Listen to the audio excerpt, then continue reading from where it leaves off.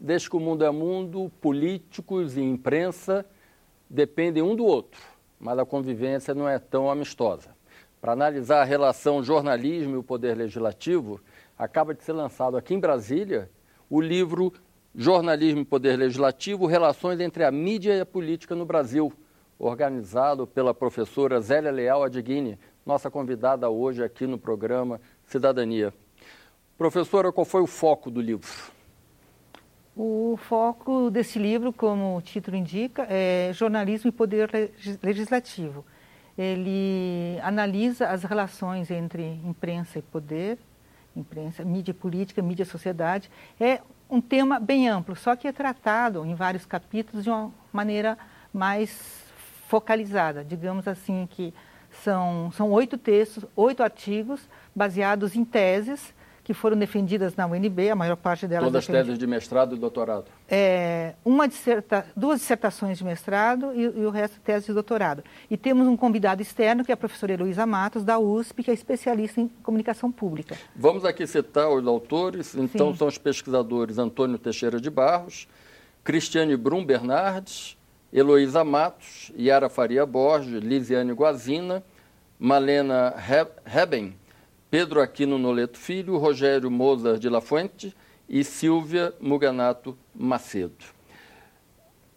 A gente sabe que a convivência entre a imprensa, tida por alguns teóricos como o quarto poder, e o poder legislativo nunca é um relacionamento amistoso. Sempre há conflitos, mas sempre há uma interdependência. Como que essa relação é retratada no livro?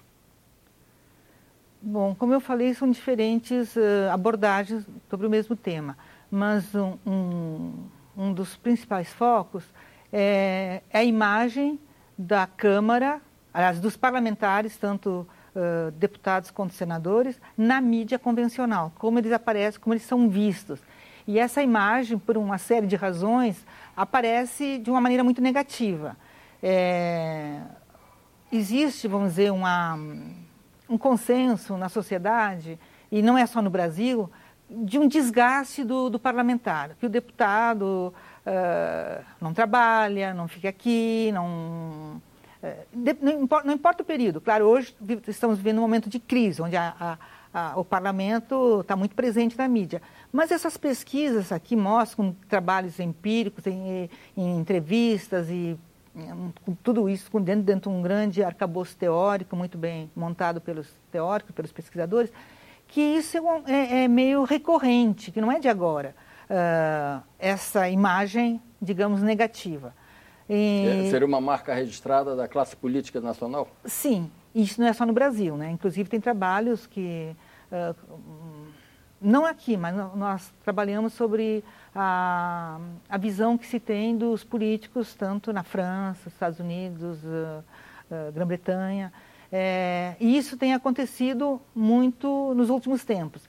Isso que é ligado a uma questão de pautas polêmicas, pautas sobre a corrupção, sobre, vamos dizer, que os políticos que foram eleitos não cumprem as suas promessas, que é uma cobrança da sociedade, e isso justamente graças às novas tecnologias de comunicação, hoje com a internet, com todos os outros meios, se questiona muito mais o parlamentar. E o parlamentar está muito presente na mídia, principalmente aqui, como você mesmo trabalhou sobre essa questão das mídias das fontes, você estudou o caso do Senado brasileiro, você contou no seu trabalho todo, que é um trabalho muito relevante, e quase todos os autores aqui te citam, você é uma referência, eles bebem nos seus conceitos, no conceito de mídia de fonte. Então você conta toda essa história, como foram criadas as mídias aqui do Congresso, né? E é uma história muito bonita, é uma história que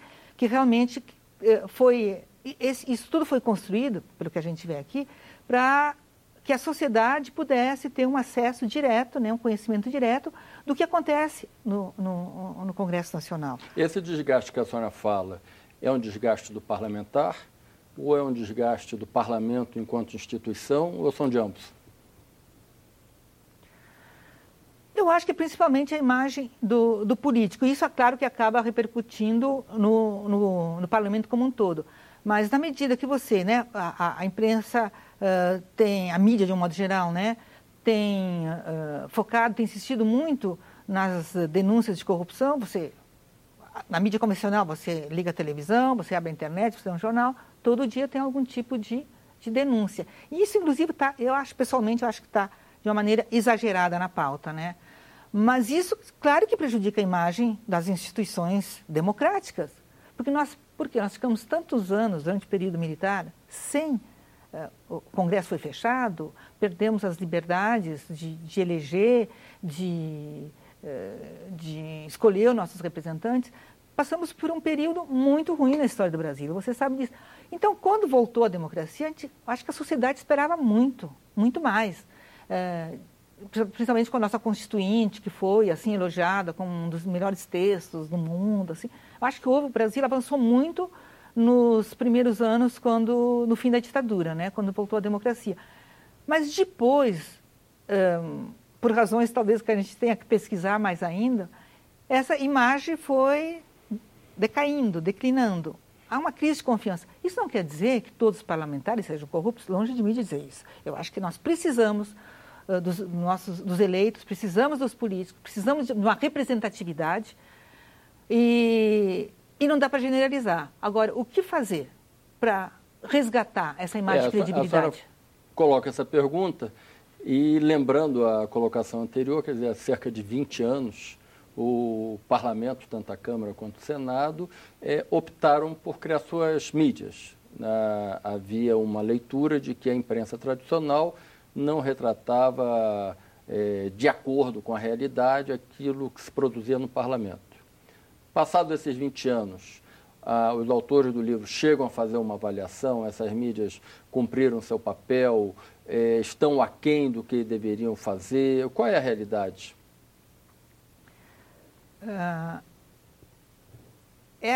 Acho que essa pergunta, acho que ela aparece principalmente no teu trabalho, que é o trabalho original, como eu disse, que é a fonte de todas as pesquisas subsequentes.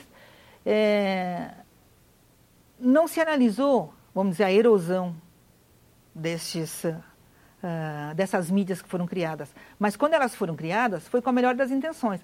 Por quê? Porque se chegou à conclusão que o Congresso Nacional, a Câmara, o Senado, não precisavam necessariamente passar pelos grandes jornais de Rio e São Paulo para publicizar os seus trabalhos.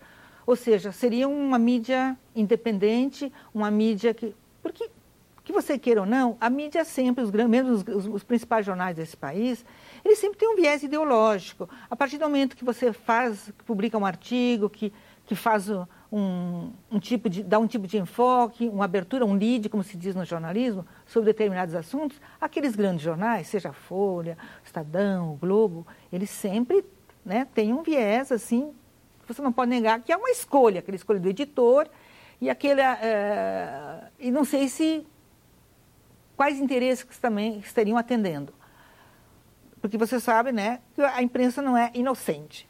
Agora, aqui era para ser um trabalho, se esperava que fosse um trabalho realmente independente, neutro, tanto é que os primeiros jornalistas que foram contratados por concurso público, jornalistas de altíssimo nível, jornalistas que passaram por um concurso muito difícil, então aqui tinha uma elite do jornalismo, pessoas que já tinham tido experiência no mercado, que entraram aqui com condições de trabalho excelentes, com direitos trabalhistas respeitados, com salários muito bons.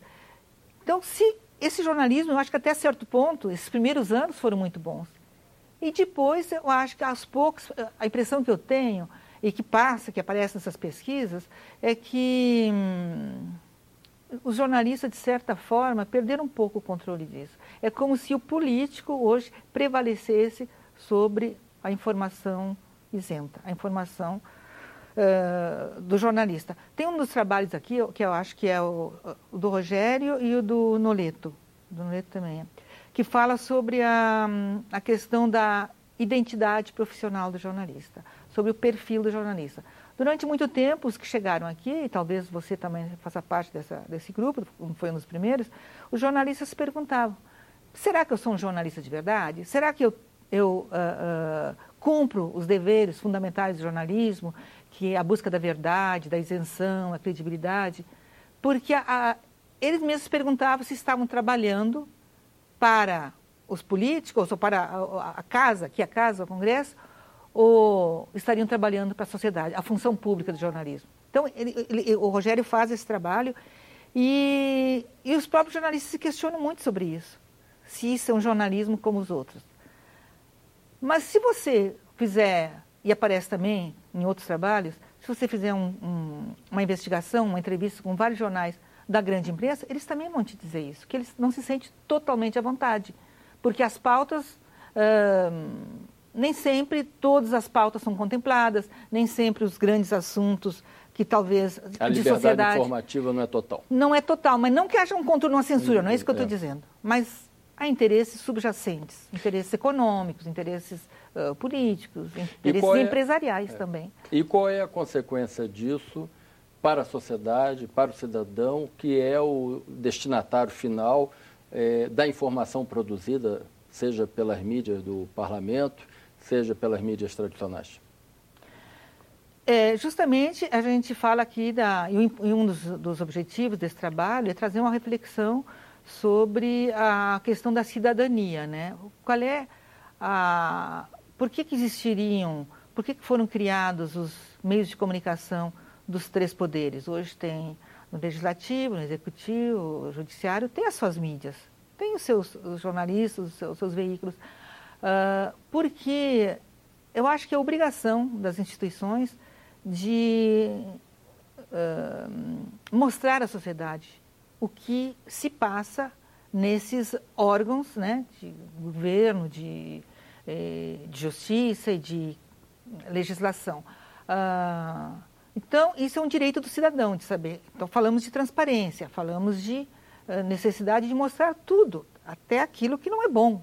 Até porque o que se mostra, que cria um clima na sociedade onde as pessoas se manifestam, as pessoas exigem. Você está vendo todo dia tem manifestação no Brasil, seja contra o poder legislativo, executivo, as pessoas estão se manifestando. Então, à medida que você mostra, que você transparece, você está cumprindo, né, o Estado está cumprindo o seu dever de publicizar as suas ações, de tornar transparente aquilo, né, que se espera do Estado. Ou seja, a defesa dos direitos do cidadão, a melhoria da sociedade. Você tem que avançar. E a liberdade de expressão, o direito à crítica, e até, eu acho ótimo que esteja se mostrando tudo isso hoje, né, que a grande mídia. Agora, uma pergunta, será que as mídias que estão aqui dentro, toda essa estrutura sensacional, maravilhosa, será que estão dando conta de mostrar ou estão querendo ocultar? Isso também é uma pergunta que fica colocada. Talvez os novos... Há uma resposta dentro dos 8 autores? Eu acho que são pesquisas que virão mais tarde, que ainda virão. Porque a impressão que eu tenho nesses trabalhos, muitas dessas teses eu orientei, é que está, aquilo que eu te falei, é que está havendo uma perda de controle do trabalho do jornalista. Parece que o político está... Da autonomia profissional. Da autonomia profissional. A senhora colocou que a mídia tradicional, ela tem a sua ideologia, tem seus interesses, em alguns interesses econômicos, políticos, e vários países, seja na Europa, como a Inglaterra, seja aqui vizinhos, como a Argentina, decidiram regulamentar o papel da mídia em suas sociedades, principalmente criando limites econômicos para que esses grupos empresariais não se transformem em grandes impérios da comunicação, que não tenhamos mais de novo aquele fenômeno do cidadão Kane. A partir da leitura que vocês fazem da relação do jornalismo e poder legislativo, essa é uma regulamentação que se faz necessária? Você tocou numa questão muito importante, que é a questão da regulamentação da mídia, mas no Brasil ela é muito mal vista pelas empresas. Todo mundo, quando falo todo mundo, eu digo senso comum, opinião pública, sempre acha que se for regulamentada a questão da propriedade dos meios de comunicação, vai haver uma interferência de conteúdos e que haverá de novo uma censura. Então, os próprios profissionais, os colegas, chegam e se posicionam contra sem discutir. O conselho, eu sou totalmente favorável à existência de um conselho de comunicação, não para censurar, mas para regulamentar questões de poderio econômico. E o caso da Argentina, por mais crítica que você possa fazer ao governo, acho que ali a ação do governo em relação ao Clarim é um monopólio. Mexer no monopólio é sempre muito complicado. Quase todos os países onde existem democracias fortes, há um cuidado para que não haja um monopólio dos meios de comunicação. Ou seja, o mesmo proprietário não pode possuir ao mesmo tempo canais de televisão, veículos impressos, rádios. E no Brasil, parece que essa questão não é suficientemente discutida, não é suficientemente tratada. E cada governo, entra governo, sai governo, e ninguém fala, né, de instalar realmente um conselho de comunicação. Até a questão agora do direito de resposta. Nós tínhamos uma lei de imprensa, acabou e agora ela vem despedaçada de outras formas. Eu sou totalmente favorável a um conselho de comunicação. E não é uma censura. Esse conselho teria que ser formado... Já há um conselho em funcionamento, mas um conselho consultivo. Mas será que ele é representativo? Quem está nesse conselho? Eu gostaria de chamar a atenção de 2 capítulos do livro, um que é Políticos e Jornalistas na Ilusão da Opinião Pública, e de Pedro Aquino Noleto, e o Noticiário Político, um diagnóstico da cobertura pela mídia impressa, da Malena Reben. O que de comum a gente pode tirar desses 2 capítulos, que eles mais ou menos se conectam, em termos do que o Noleto chama de ilusão da opinião pública? O trabalho do Noleto, esse diferencia do trabalho da Malena, porque o Noleto, ele olha de dentro para fora, como os políticos se sentem na mídia. O que eles acham que são, né, pelos questionários, pelas entrevistas, que eles são mal representados. Que a grande mídia passa uma imagem negativa deles. E que isso não contribui para a democracia, que é uma das conclusões da Malena, que a Malena é o contrário, ela vê como a sociedade vê o parlamento, e o outro é como o parlamento vê a sociedade. No trabalho da Malena, ela acho que analisou 1.500 notícias, mais ou menos, e chegou à conclusão também que dos 3 poderes, o mais atacado é a Câmara e o Senado. Só que ela, a partir dessas análises, ela chega à conclusão que essa cobertura também não é bem feita, porque não se vai às últimas consequências.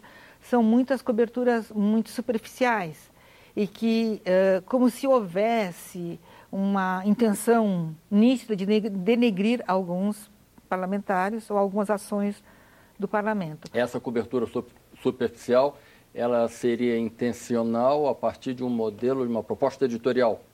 Sim, das mídias convencionais. E a conclusão dela é que isso também é ruim para a democracia. Porque se você passa o tempo inteiro batendo no Congresso, você pode criar também uma resistência na sociedade que chega ao ponto de dizer, como eu já falei no início, não precisamos do Congresso, fecha, passa ordem no país, autoridade no país. Esses caras estão lá para nos roubar, eles não fazem nada.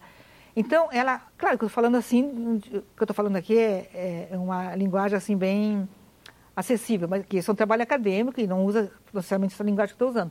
Mas está comprovado, ela comprova pelas pesquisas, pela pesquisa empírica e pela análise teórica, que nenhuma dessas formas contribui para a democracia. E o que nós queremos? O funcionamento da democracia.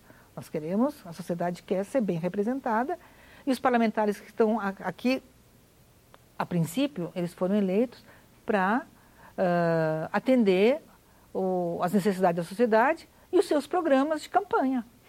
Ou seja, esse modelo de cobertura jornalística do parlamento pode trazer um risco da própria manutenção do Estado democrático do país. Exatamente. Essa é uma ameaça, esse é um perigo. Esse é um perigo. E aí estaríamos voltando a cenários vistos em 64, na crise de Getúlio Vargas. Toda vez que você mexe nas instituições, isso é um perigo para a democracia. porque o nosso Estado, o nosso modelo de república é baseado nos 3 poderes. E o 4º poder, que é o jornalismo, né? Então, esse jornalismo, não sei até que ponto é 4º poder, mas eu acho que é ou talvez contrapoder, que é o poder de vigiar os poderes constituídos, né?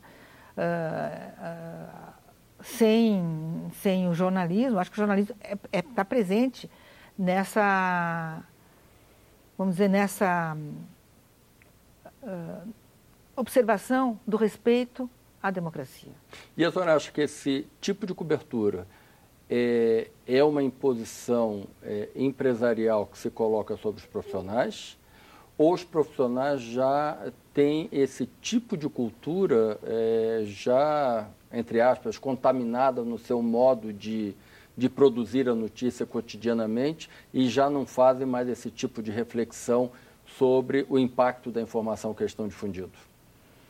Eu acho que tem os dois, principalmente em momentos de crise, onde há uma cobrança muito grande das chefias para a velocidade da notícia. Você tem que escrever, publicar, ser o primeiro a dar o furo. A pressão da internet é muito grande, não se espera mais o ciclo, né, às 24 horas para se produzir um jornal, ou às 8 horas do noticiário da televisão, que era normalmente o ciclo de 8 horas. Então, essa pressão muito grande, às vezes, faz com que as coberturas sejam mal feitas. A prova está aí que vários jornais, de vez em quando, têm que se retratar, né? Não foi aquilo que eu quis dizer. O fulano não citou tal nome. Há algumas orientações internas dos jornais nesse sentido, né? Tem coisas também que o jornal diz, não queremos boletins internos, que não deve ser citado o nome de fulano e cicrano. Então, há aos interesses dos jornais, a quem as empresas querem, quando eu falo de jornais, eu falo das empresas de comunicação, eu acho que em alguns casos é nítida a posição de se cobrir alguma coisa e se expor outras. Há jornais que dizem, não, nós somos objetivos, nós somos isentos, mas essa isenção, como é que eles mostram? Eles põem lá 50 colunistas, da extrema direita à extrema esquerda. Então, eles acham que a opinião vai equilibrar a opinião pública se você lê um cara assim, totalmente radical de esquerda, totalmente radical. Eu acho que é muito difícil para o público também saber isso. Então, a coisa fica na opinião e no noticiário, que deveria ser realmente um trabalho plural, ele fica prejudicado. Tem um teórico francês, Michel Mathieu, que diz que o jornalista é um soldado de infantaria, cumpre ordens. Por esse trabalho aqui, o jornalista brasileiro, ele é um soldado de infantaria ou ele é um oficial que tem sua autonomia de comando? Eu acredito no poder da negociação. Eu, antes de ser professor, exercia o trabalho de profissão de jornalista durante 20 anos. Eu acho que sempre tem como negociar. Eu não me sentiria nunca um soldadinho obedecendo ordens. Eu podia negociar com o meu chefe ou com a fonte. O importante é a busca da verdade. Tem que se buscar a verdade de qualquer jeito. E se você se o jornalista se sentir pressionado tanto pela fonte como pelo seu chefe, alguma coisa está errada. Ele vai ter que trazer essa conversa de uma maneira clara, né? Nem se submeter, nem aquela... tem um autor americano que a gente estudou quando fazia lá o mestrado, que ele dizia que falava da dança com as fontes, né? Que o jornalista e a fonte, é como se eles dançassem um tango, uma valsa, que de vez em quando, né? Eles, 2 passos para cá, 1 passo para lá, eles têm que acertar o passo na dança, para que a notícia, né, flua e seja o mais próximo da verdade. Professora, quem estiver interessado em obter jornalismo e poder legislativo, existe um site, um telefone? Ele já está nas principais livrarias do país e tem o site da editora Apris, que é de Curitiba. Já pode comprar pela internet também. O livro foi lançado ontem aqui em Brasília e vendeu todos os exemplares que a gente trouxe. Então, agora tem que procurar diretamente com a editora. Tá. Bem, muito obrigado pela sua presença no Cidadania. Essa foi a pesquisadora em comunicação, Zélia Leal Dieguini, que veio falar com a gente sobre o tema jornalismo e poder legislativo, um tema que virou livro, que acaba de ser lançado em Brasília e, como ela disse, já está em todo o país. Se você quiser comentar essa entrevista, telefone para nós o número 0800 61 22 11. A ligação é gratuita.